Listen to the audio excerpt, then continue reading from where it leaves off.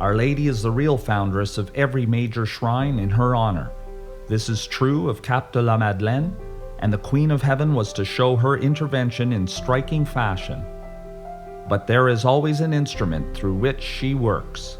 At the Cape, that instrument was Father Luc Desilets, and he, under God and Our Lady, was the single founder of the shrine of Our Lady of the Cape. He was alone when he followed his inspiration and made the broad foundation of devotion to Our Lady, Queen of the Rosary, on which the whole work of the shrine is based and on which it still rests. There was no one at his side when people first started sending in to the Cape reports of extraordinary favors received through the intercession of Our Lady of the Rosary. There was no one else but his curate present when the first organized pilgrimage came to the Rosary Chapel. There were only the two of them during the next 5 years as the flow of groups and individual pilgrims swelled to the proportions of a regular pilgrimage season which could count, in the year of Father Desilets' death, 10,000 visitors to the old stone chapel between the first pilgrimage in May and the last in October. He made his first vow of dedication to the spread of the Rosary in 1867, and he died on August 30th, 1888. It took less than 5 of those 21 years to effect the return of the old parish to its ancient fervor. When he took the vow, he was pastor of a moribund parish. When he died, Cap-de-la-Madeleine was known as far away as Michigan as a center of devotion to Our Lady of the Most Holy Rosary.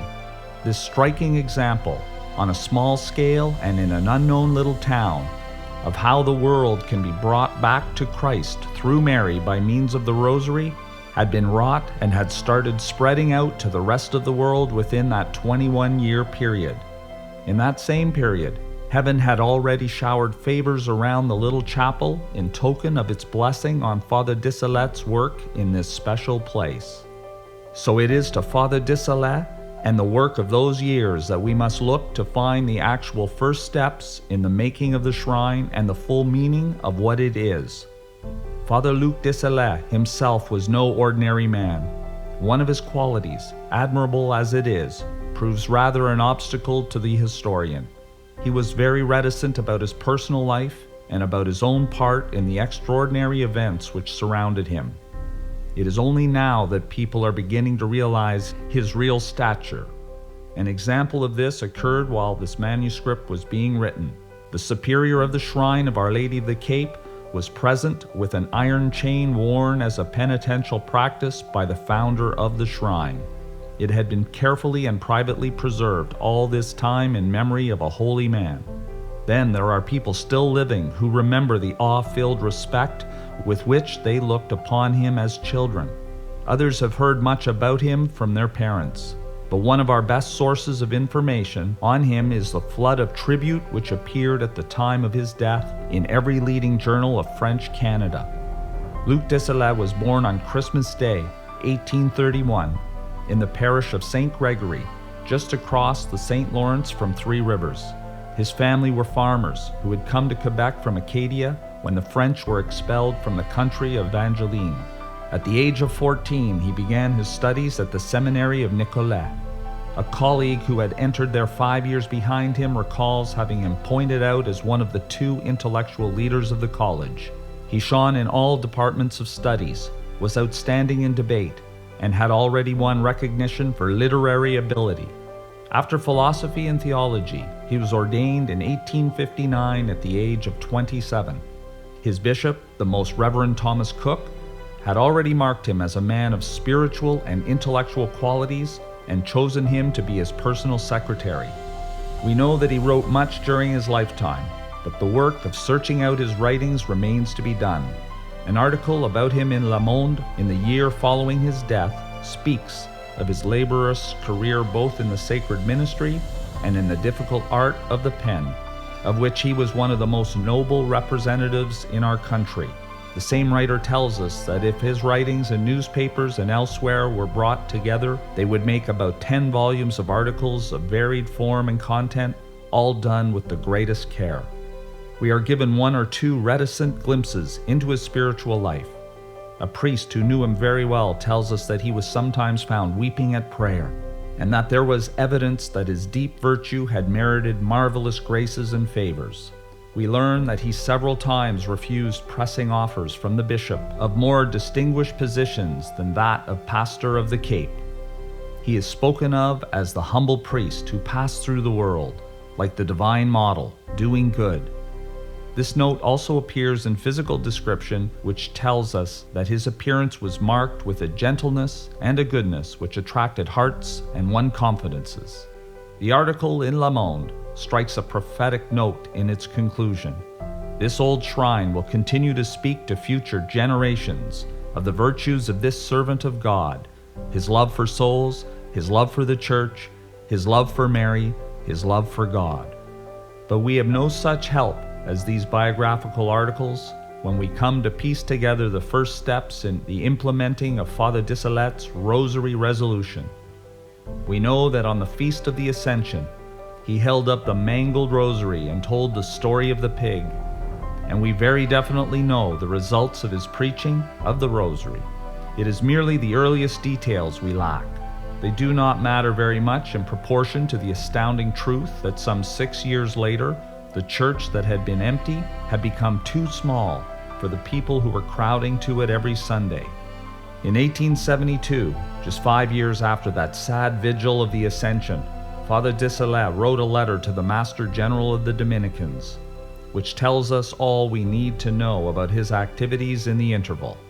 His reason for writing was concern over the correctness of his activities in connection with the confraternity, and a request for authority to establish new confraternities since there were no Dominicans in Quebec.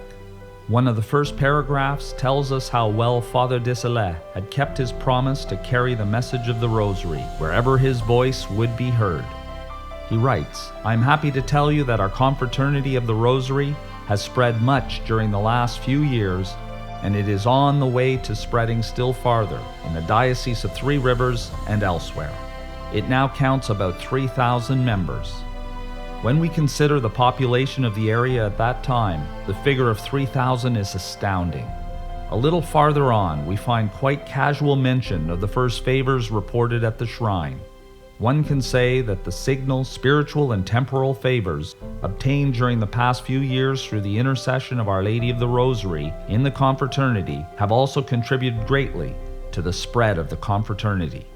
Unfortunately, we do not seem to have individual record of those earliest reported favors, but we do find reference to a distinctive rosary custom inaugurated at the shrine by Father Disselet, which is very frequently mentioned in the first recorded reports of favors.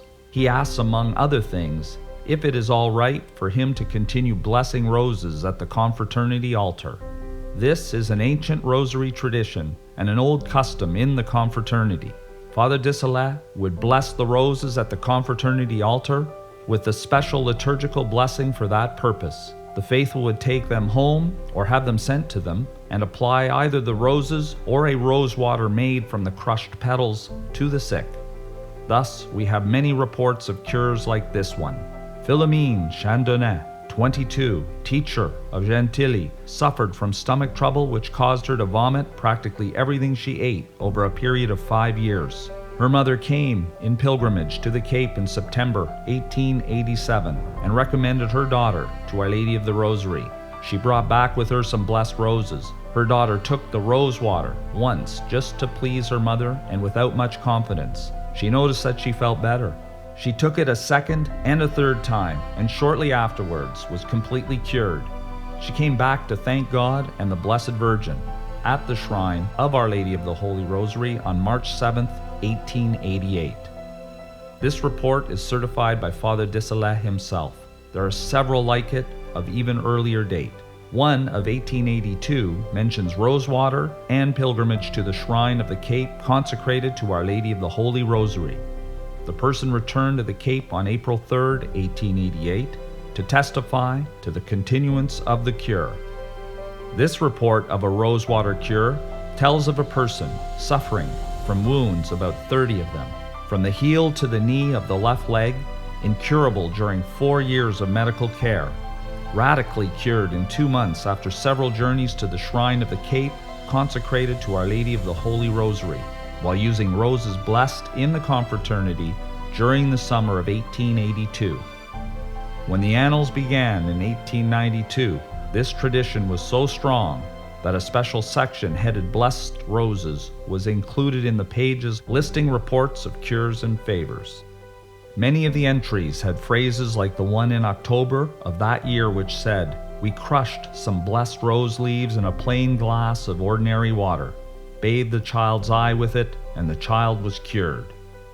Though there are later cures, they afford a clue to what lay behind the references in Father Disselet's letter of 1872 to blessing roses and to signal spiritual and temporal favors.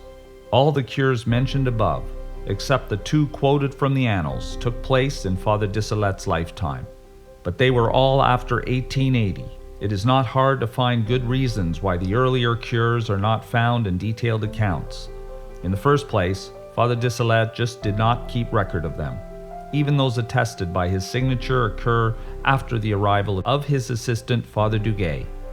It is due to Father Duguay's conscientious labors in putting the shrine archives in order that we have any record of those things at all.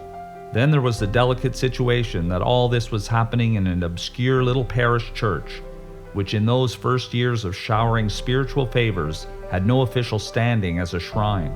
Father Disselet was too good a churchman and too close to his bishop to act otherwise than with the slow and ultra-cautious attitude of the church about unusual spiritual manifestations. The people could not be stopped from talking about the marvels that were taking place. The transformed parish of Cap-de-la-Madeleine was an obvious and remarkable fact that could not but cause talk. But the pastor, the man upon whom it all centered, was representing the church, and he would wait before setting down anything that looked like official approbation of the enthusiastic fervor of the people. That such enthusiasm did exist, we know, not only from the historical fact of the changed parish and from the testimony of old people still alive, but also from the solemn testimony of Father Duguay about what he had learned in conversation from Father Disselet about those first years. After relating the incident of the pig in the chapel, he tells of Father Disselet's vow and of how he went about fulfilling it. He tells us that his former pastor set himself to a special study of the spiritual advantages of the confraternity of the Most Holy Rosary and preached them.